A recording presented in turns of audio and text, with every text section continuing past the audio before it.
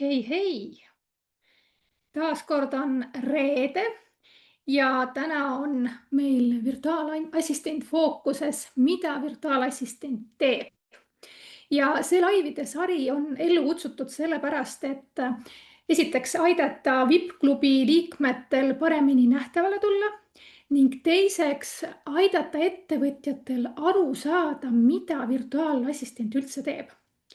Ja täna olen ma siin üksinda. Ehk siis ma räägin teile oma loo ja miks ma mõtlesin, et ma võiks ka oma loo rääkida, siis see oli sellepärast, et minu ülesanded virtuaalassistendina on olnud niivõrd teistsugused, kui tavapäraselt eeldatakse, et see virtuaalassistendil on.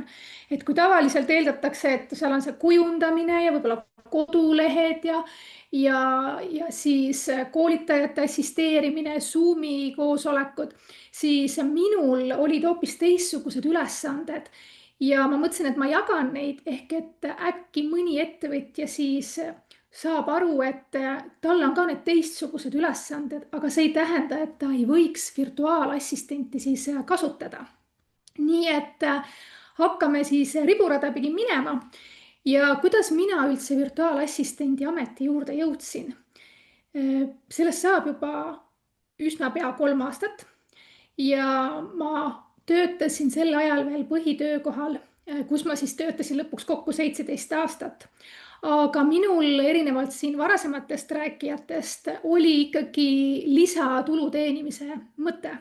Et minu enda lapsed olid juba selleks ajaks üsna suured ja mul ei olnud nagu seda mõtet, et lasteaias saaks olla rohkem lastele toeks ja et nad olid nii pisikesed ja oleks tahtnud nendega võib-olla rohkem aega veeta. Minu omad olid juba suured, aga minul oli hästi tugev see miks just nimelt see lisasissetuleku loomise võimalus. Ja kuna mina käisin tööl esmaspäevast reedeni 8:30 kella 5-ni, siis ega need võimalused väga suured ju ei ole, et lisatööd teha. Ning siis minu eesmärk oligi see, et ma leiaksin endale selle töö, mida ma saan teha kodus, kellaajast sõltumata, sest ma saingi teha ju tegelikult ainult seda õhtuti või nädalavahetusel, sest minu päevatöö oli selline, kus ma ei oleks saanud teha seda keset tööpäeva. Ja siis nagu me kõik teeme sotsiaalmeedias surfates, jõudis minuni siis Eesti virtuaalsed assistendid Facebooki grupp ehk siis seesama grupp, kus me praegu laivis oleme. Ja siis ma sain aru, et on mingi virtuaalne assisteerimine on olemas. Ma enne seda polnud üldse sellest mitte midagi kuulnud. Ja ma hakkasin uudistama, nii nagu väga paljud virtuaalassistendid, kes on alustanud, võtsin mina ka siis proovinädala ja tegin need seal läbi ja siis ma saingi aru, et need on ju päris sarnased ülesanded sellele, mida ma ka päriselt oma töös teen. Mitte nüüd väga sarnased, aga siiski klientidega inimestega suhtlemine, kirjavahetused ja kuna minu põhitöö ülesanne oli ka koolitamine ja siis selle infosüsteemi parendamine, ehk siis pidevalt inimesed tegelikult pöördusid minu poole erinevate küsimustega ja mulle väga meeldis neid juhendada, neile rääkida, et miks, mida teha, kuidas teha. Ja siis ma saingi aru, et aga ma saan seda ju rakendada ka oma lisatöös. Ehk et minu jaoks oli kogu aeg uudishimu seal, kus olid uued rakendused, kuidas saab mingeid asju lihtsamalt, näiteks Gmaili haldamine, et kuidas saab veel paremini ja siis muidugi koolituse käigus või proovinädala käigus ja seal edasi õppimine andis ikkagi väga palju rohkem juurde, ehk see silmaring sai avardatud ikkagi päris tugevalt. Ja siis ma alustasingi virtuaalse assisteerimisega. Ma tegin ettevõtte ära vist äkki märtsis. Jaanuaris ma tegin proovinädala ja endalgi ootamatult kuidagi hakkas see lumepall veerema ja sain oma esimesed kliendid. Ütlen kohe ka ära, et see on tegelikult meeletu eneseületamine, kui sa virtuaalassistendina alustad, juba sellepärast, et sa pead ju ise leidma need kliendid. Või sa pead ikkagi ise pildis olema, et kliendid sinuni jõuaksid. Ja hakkasingi vaikselt niimoodi sammuma. ja esimese kliendi leidsin mina hoopiski ühel väljakutsel osaledes, kui me vaatasime neid kommentaare või vaatasin neid kommentaare, mis tavaliselt väljakutsetel on, kes millega tegeleb ja võib-olla millega abi vajab. Ja siis mina pöördusin ise selle inimese poole. Et tol hetkel olin mina Smile'i meiliturundusplatvormi õppimas ja ma olin valmis siis seal maandumislehte tegema kliendile. Ja minu üllatuseks ta oli nõus sellega. Ehk siis ma alustasingi täiesti nullist maandumislehtede tegemisega. Ja minu hilisemateks teenusteks tegelikult ongi olnud, näiteks on mul olnud klient, kes on ürituste korraldaja. Ja tema siis voice'is minule pärast koosolekuid oma klientidega ülesanded, millega ma pean siis tegelema. Tavaliselt olid siis selleks erinevate kohtadega ühendust võtma, ehk siis kus neid üritusi korraldada, kuupäevade läbirääkimised, siis esinejad. Ehk kõik see, mida klient oleks pidanud tegema siis sel hetkel, kui ta on kontoris. Aga kui kliendil on võimalus tegelikult voice ida mulle need ülesanded kohtumiste vahepeal, siis on see ikkagi meeletult aja vabastamine kliendil. Ja loomulikult erinevate süsteemide ülesseadmine, ehk ka seal oli see, et kuidas me lõime need süsteemid, kuidas nii klient kui mina saame reaalajas infot vahetada niimoodi, et me ei peaks meile vahetama. Siis olen ma ka ise üritusi korraldanud kliendi soovil.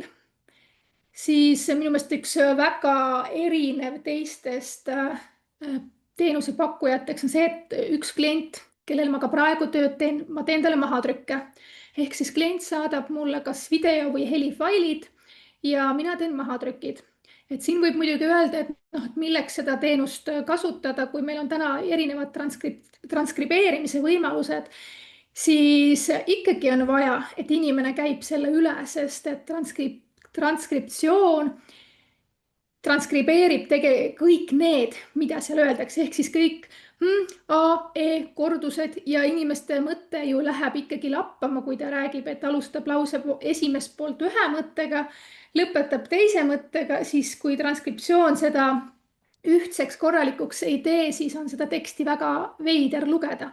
Nii et täiesti vabalt saab teha mahatrükke erinevatest salvestustest või siis vähemalt neid transkriptsioone teha söödavaks, et neid saaks pärast kasutada. Siis olen olnud ka erinevates WordPressi tagatoas ehk et olen aidanud kursuseid üles seada. Jällegi, mul ei olnud õrna aimu, kuidas seda tehakse. Piisas lihtsalt pisikesest juhendvideost ja väga edukalt saab hakkama, kui tahtmist on. Üks kõige suuremamahulisem kliendi töö on olnud Töötukassaga seoses. Et kuna klient on olnud Töötukassa koolituspartner, siis kõik Töötukassaga seotud küsimused olid minu hallata. See tähendas siis, et registreerisin koolituse Töötukassa portaalis, siis jälgisin neid osavõtjaid, kes Töötukassa kaudu tuli, pidasin selle üle arvet, osavõtulehti tuleb seal allkirjastada, ehk siis niisugune paras bürokraatia, aga võt sellised asjad mulle tegelikult täiega meeldivad. Et paljud sellega tegeleda ei taha, minul jälle tuluksed põlevad, silm särab, et päris mõnus on. Lisaks siis muidugi seal Töötukassaga seoses veel ka arvete väljastamine. Siis on olnud mul klient, kellel ma olen aidanud LinkedInis võrgustikku kasvatada ja spetsiaalsete programmidega. Ehk tol korral oli see Octopus ja Navigator pluss. Ma ei olnud iialgi nendest mitte midagi kuulnud, aga see on jälle see koht, kus virtuaalne assistent teeb need asjad selgeks ja ta saab tulla appi. Ehk et ka ettevõtjana, et kui sa mõtled, et see on ju nii keeruline, kuidas see assistent hakkama saab, siis usalda seda assistenti rohkem. Ta õpib need asjad ära. Nii, millised kliendid mul siis veel on olnud? Loomulikult erinevate arvete tegemine klientidele, siis on mul olnud ja on ka tegelikult praegu iluvaldkonnas tegutsev klient ja seal ma olen aidanud ka tal tooteid-teenuseid sisestada Salon Life'i. Ehk tegelikult mina arvan, et iga ettevõtja leiab mingid ülesanded, mida ta ei pea ise tegema ja neid saab delegeerida. Et minu töö või virtuaalassistendi töö tegelikult teebki sellepärast ettevõtjate elu lihtsamaks, et me säästame päriselt nende aega. Ka täna hommikul algas mul tööpäev vestlusega kliendiga, kes oli teel Tallinnasse, aga tal oli vaja, et ma aitaksin mingite ülesannetega. et noh, see ongi see koht, ta ei saa teha. Ja sõltuvalt sellest kliendi valdkonnast, kas ta on näiteks ka turismitalupidaja või siis iluteenindaja, siis enamus neid töid, mida nad siukse administreerivaid töid saavadki teha ju õhtul, öösel oma unetundide arvelt. Et ma ei tea, ma veel kord ütlen, ettevõtja, vaata oma töödele otsa, et kas tõesti sa pead tegema ületunde, öötundide arvelt neid asju, et noh, sa saad tegelikult ära delegeerida. Mul sellist populaarsemat teenust ei olegi välja tuua, sest mul on need teenused nii seinast seina olnud, et keeruline on sealt midagi välja tuua või ehk, et mul ei ole ka selliseid korduvaid teenuseid olnud, sest need kliendid on olnud suht ikkagi omanäolised. Ja hästi palju on tegelikult aidanud virtuaalassistendi töös mind ChatGPT ehk siis see on üks praktilisi tööriistu, mida ma igapäevaselt tegelikult kasutan. Ja sealjuures on Smiley meiliturundusplatvorm, Gmail loomulikult. Ja kui meil assistendi koolis on kursuste müük, siis ma kasutan ka hästi palju make.com'i. Et ma tegelikult üritan leida neid rakendusi või platvorme, kuidas saaks nii enda kui ka klientide tööd lihtsustada. Et kui on võimalik mingisugused igapäevased tegevused automatiseerida, siis tasub selle peale mõelda. Et siin on ka virtuaalassistendil tegelikult hästi suur roll võib-olla märgata neid kohti, mida saab teha ja noh, kas tasub teha. Et võib-olla mõnikord on lihtsam teha see käsitööna ära, kui see, et sa hakkad kulutama aega automaatika ülesseadmisele. Aga no see on seesama koht jälle, kus sa saad virtuaalassistendina toetada ettevõtjat ja koos mõtteid põrgatada. Ja ChatGPT on tulnud, et jääda. Loomulikult ei tee ta sinu eest tööd ära, küll aga ta on väga hea abimees erinevate mõtete põrgatamiseks. Et noh, ma näiteks toon ühe näite, kus ChatGPT on aidanud mind ikkagi päris palju. Et ma ei oska koodi kirjutada, aga mul oli olukord, kus oli vaja hästi suures Drive'i dokumentide omandiõiguseid üle võtta. Muide, ettevõtjatele, kas te olete mõelnud, kuidas te jagate oma dokumente ja samamoodi virtuaalassistentile, et kas te olete mõelnud, kui tihti te omandiõiguseid oma klientidele üle annate? Et ühel hetkel, kui töösuhe lõpeb, siis seda on päris keeruline ikkagi käsitsi teha. Ja niimoodi mina lasin ChatGPT-l tegelikult luua koodi skripti, mis siis võttis ja kontrollis omanike, dokumendi omandiõigust, siis vahetas omandit ja siis eemaldas vana omanikku. Ehk see automaatika päästis mul mitmeid tunde käsitööd. Et see on lihtsalt üks näide, kus automaatikad aitavad ja ChatGPT tegelikult tuleb väga suuresti abiks. Siis nagu ma korraks juba ütlesin, ega mul ei olegi lemmikprojekti või lemmikklienti. Mulle meeldivad jah, selliseid bürokraatiat nõudvad tööd või automaatikate väljamõtlemised, et kuna minu varasem töökogemus oli ikkagi avalikus sektoris, siis ma olin kohtus tööl ja seal oli hästi palju sellist dokumenti halduseid ja asju, et siis see nagu paneb ikkagi mul silma särama. Et kui ma saan neid asju teha või Google'i kirjutada või välja uurida, kuidas saab ja mis vaja on. Ja milline tulemus võib-olla mind on rõõmustanud peale selle, et ma selle Gmaili või selle Drive'i sain niimoodi automatiseeritud, siis assistendi koolis mulle nagu väga meeldis see, kui ma sain automaatika tehtud selliselt, et kui kursusele liituja ostab e-poest toote, siis ta läheb automaatselt Smile'i meililisti, saab õiged tag'id külge, sealt läheb talle automaatkiri, kus tal on ankeet vaja täita, ehk siis kõik need asjad said automatiseeritud, mida varasemalt oleks pidanud võib-olla käsitsi saatma. Ja siis lõpuks ka Google Sheetsi õigetesse kohtadesse läheb, et vot sellised automaatikate tegemised on hästi ägedad, need võtavad võib-olla alguses päris palju aega, aga kui sa saad selle loogika kätte, siis minu meelest jumala äge on neid teha. Ja virtuaalse assisteerimisega seoses ma olen küsinud ka siit teistelt, et mis võiks olla see üks asi, mida sa soovitaksid, et kliendid virtuaalassistendi töökohta rohkem mõistaksid, siis minu jaoks on üsna oluline see, et sa saaksid aru, et virtuaalne assistent ei ole alluv. Ta on koostööpartner ja samasugune ettevõtja nagu sina oled. Ehk tal on ka teisi kliente. Et see on ikkagi hästi oluline aru saada, sest minu meelest siis see töö sujub oluliselt paremini.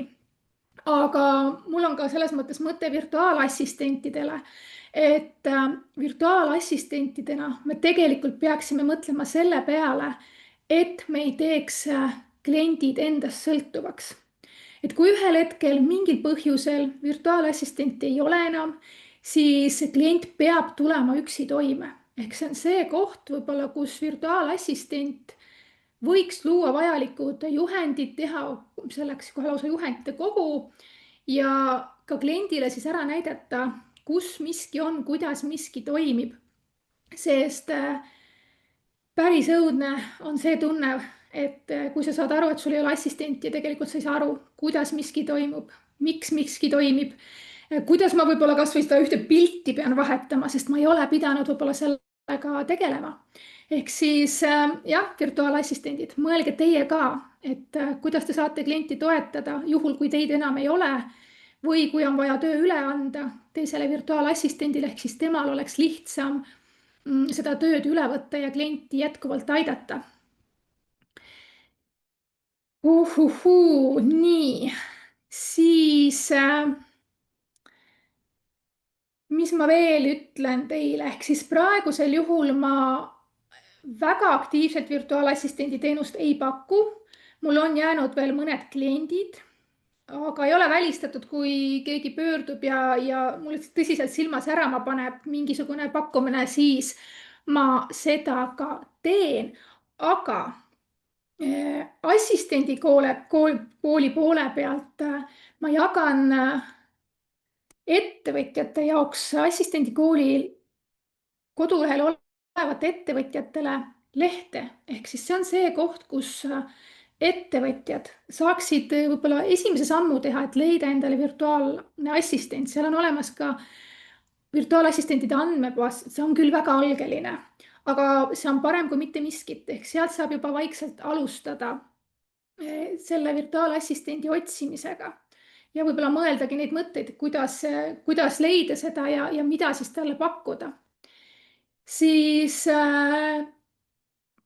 nendele, kes nüüd minu jutu peale või ka siin varasemate kuulamiste peale on tekitanud tunde endas, et võiks nagu ise virtuaalassistendina alustada, siis on ka meil algamas kursus järgmisel nädalal juba, nii et 5 päeva veel on võimalik registreerida ja minu tuleviku visioon või mõte ongi see, et rohkem inimesi saaksid aru sellest, et tegelikult nad saavad endale luua paindliku eluviisi.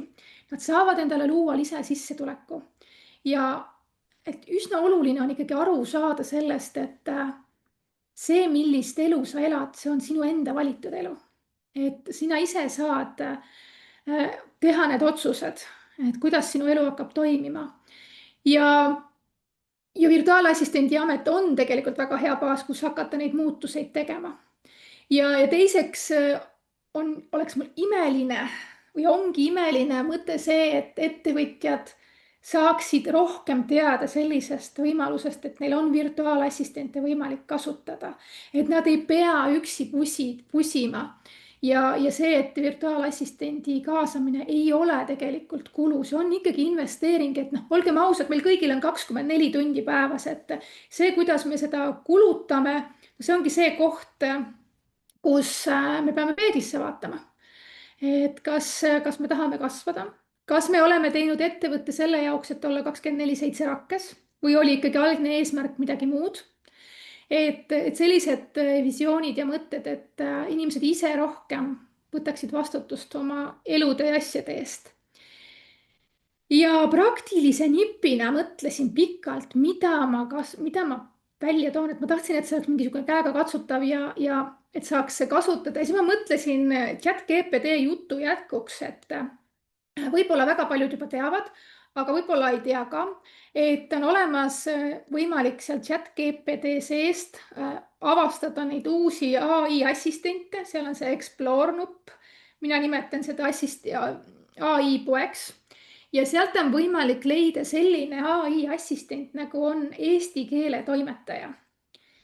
Ja mina soovitan seda kasutada, tõmmake ta endale sinna ChatGPT sisse ja kasutage seda oma tekstide töötlemisel ja ülevaatamisel, sest see on ikkagi AI assistent, kus on juba eesti keele reeglid sees, et ta aitab need tekstid oluliselt paremaks teil teha, kui endal on nendega keerulisem. Ja uskuge mind, on keeruline, sest rääkida on lihtsam, aga kui panna see ikkagi korralikku kirjateksti, siis nõuab natukene ikkagi tööd.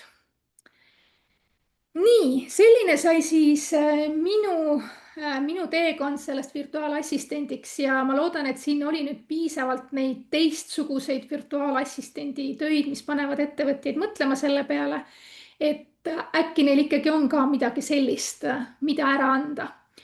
Ja järgmised laivid tulevad siis, kui on siinsamas grupis märge selle kohta, ehk siis olge aktiivsed jälgima kanalit ja vaatame, kes meil järgmine virtuaalassistent fookuses on. Mõnusat nädala lõppu teile. Tšau!